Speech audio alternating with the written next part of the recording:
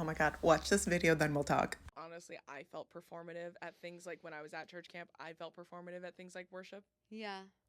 because everybody's putting their hands up and like crying. And I was like, I mean, I guess I could do it, but like it's just my heart's not in it. And that would be fucked up. You know You're what I mean? I real. feel like if Jesus is real, they'll see that I'm performing. I love God, but I don't know if he was there. I'm like, what is this? But you're a real one. I was fake. I was like, I was like doing it. Honestly, I think that makes more sense than the way I was doing it, which was like almost half-hearted. Like I was going like, oh, but you were right. I was trying to participate. There was a woman there Mm-hmm. who at these services would play air guitar to the worship music. And she's completely serious. Like in a God-fearing way, or just In like like for a fun? praise him way. Okay, In like yeah. this is for you. Like this is my gift. This one's for you. I bet she's still out there doing it. It's crazy. This clip unlocked such a deep memory that I forgot about. So, okay, just buckle up for this story time. So, you know how I've said a bunch of times that I grew up in a very conservative Christian space? So, more specifically, I grew up Pentecostal. For those of you who know, you know, and not just Pentecostal, but our church was very multi-ethnic. There were a lot of African Pentecostals, a lot of Caribbean Pentecostals, a lot of West India, there was a lot of hoot and holler and passing out and catching the speaking in tongues, if you know what I mean. This has also unlocked a separate memory. Every time I share this tangential story, if you guys are interested in it, let me know.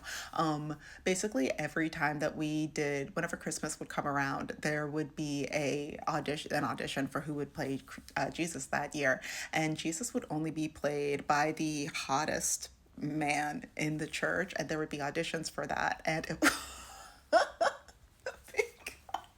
no, wait, I gotta get back on track. Right, okay, we're back speaking in tongues. So the first time that I ever spoke in tongues, I there was a lot of peer pressure that was happening around me.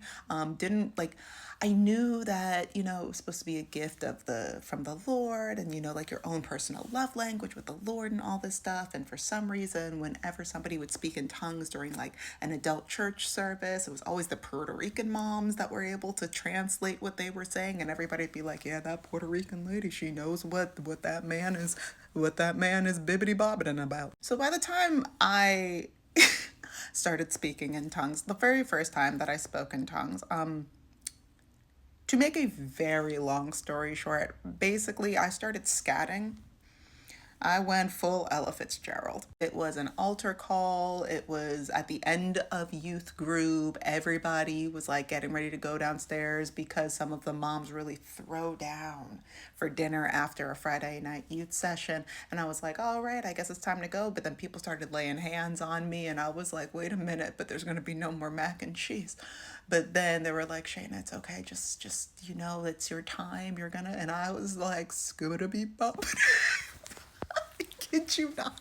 And then like people started praising me for it, and I was like, oh my God, me. So then I went louder and louder, and people were like, oh my God, yes, Shayna, you've got it. So I skippity beep bop ba bop bowed my way into maybe like for the next 7 minutes, and then people were like, wow, Shayna, this is really cool, like great for you. And we all went downstairs and ate. Fast forward so many years, I wrote about this for McSweeney's. I think it's their 66th edition. You could buy it if you want. I don't make any commissions off of it, but I do love McSweeney's. But I just really want to talk about the immense amount of pressure, peer pressure, societal pressure, religious pressure that is put on not young kids, all kids are young, that are put on kids within these religious institutions. The pressure to fit into what the adults around them have deemed as pious, as appropriate, as modest, as religiously faithful enough, while also, and not to say that it's all religious institutions that believe in hell, but the majority of them do.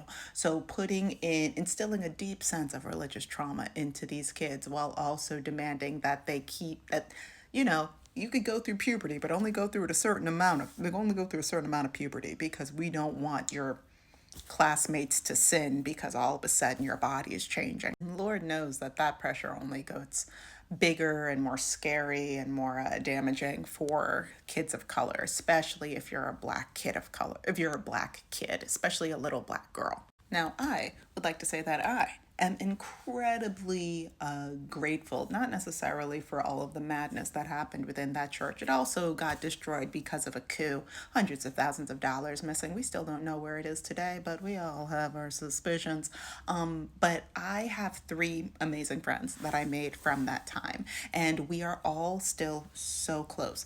All of us are first generation children of immigrants from different parts of the world. We really pride ourselves in that, like, we're all women of color and we all come from different parts of the world, and we've all had the same shared religiously traumatic experience of people trying to get us to whoop-de-woo our hands and trying to get us to have these experiences, to have these religious experiences while also negating the truth of our realities. Like, some, not just within our group, but like there were girls that were being raped, there were boys that were getting beat, there was a lot that was going on within our little youth group, and there was not a focus on our mental health. There was not a focus on, hey, and if it was mental health, you better believe that Jesus was front and center. It wasn't a lot of, hey, like, how are you feeling? Hey, let's get you some resources. It was more, let's take this to the king. It took years for all four of us to sift through all of the madness that we had ingested as normal.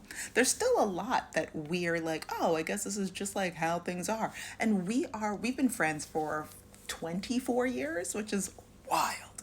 And even to this day, there's still things that we're learning about how deep that religious trauma goes. And the thing that all four of us had to come to the realization of in our true deconstruction journeys was that in all of our sadness and all of our pain and all of our trauma and all of our heartache and all the things that we've survived, the only way for us to enter into a space of peace, of love, of trust, of gentleness is for us to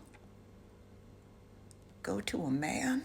We knew the men in church, criminals, abusers, cheaters, thieves. They did not uplift. They were not family men at all. Oh, do you expect us to believe that there is a great big man somewhere out there that is the good father that acts nothing like the fathers that are surrounding us at home, in school, and in the church? That we are going to attribute these make-believe realities onto, all these fantastical characteristics onto, that we have no evidence of in real life. And then he is going to give to us the peace that we've only received from the women in our lives. Oh, also, he's a white man. If you're feeling a little extra risque, maybe he has a light tan, like a Sicilian, spicy white.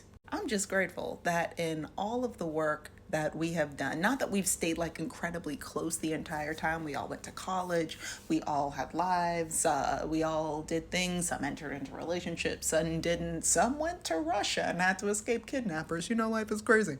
But at the end of it all, not at the end of it all, because we're just girls. We're just kids, crazy gals. But we, throughout these wild journeys, found each other and all went through a similar journey. Where we can sit, we can gab, we can grab a drink, we can reminisce about the insane times and see each other, understand each other, and we don't have to try to placate to one of us possibly having like, oh no, but you know, in Deuteronomy 2:14, we don't have to worry about that. It's kind of like when you have a group of gal pals and they all start decentering men, but you don't realize that they're all decentering men, but then you all come together and it's like, so I have some thoughts, guys. And everybody else shares your thoughts. And then they share more thoughts on top of your thoughts, but they're all complementary thoughts. As insane as that church time was, I'm just really grateful that I brought these 3 ladies into my life, and they're all Virgos. Listen, I've said this multiple times on this platform. I don't talk a lot about astrology on here, but one thing about me, I love a Virgo. I do. I do. Y'all are my favorites. I can't say my absolute favorites. I'm sorry. I know that you guys get a lot of hate. I personally love a Virgo. A vast majority of the incredibly important people in my life have been Virgos and Scorpios. Yeah. Once again, a group that gets a lot of hate. Okay, I think those are all of my thoughts. I'm gonna go get some food. I'll talk to you later. Be safe out there. Bye.